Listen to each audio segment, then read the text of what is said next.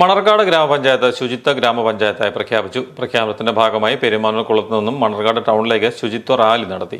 തുടർന്ന് മണർകാട് പഞ്ചായത്ത് ഹാളിൽ നടന്ന സമ്മേളനത്തിൽ പഞ്ചായത്ത് പ്രസിഡന്റ് ബിജു കെ.സി. മണർകാടിനെ ശുചിത്വ പഞ്ചായത്തായി പ്രഖ്യാപിച്ചു.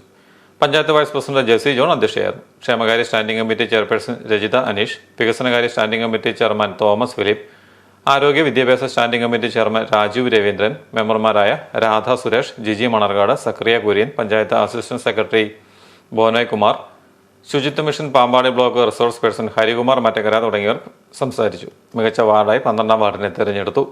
മികച്ച ഹരിത അയൽക്കൂട്ടമായി കുത്തിയകുന്ന ഐശ്വര്യ അയൽക്കൂട്ടം, മികച്ച വിദ്യാഭ്യാസ സ്ഥാപനമായി infant Jesus Bethany convent school, മികച്ച പൊതു ഇടമായി 4 മണിക്കാറ്റ് എന്നിവ തെരഞ്ഞെടുക്കപ്പെട്ടു.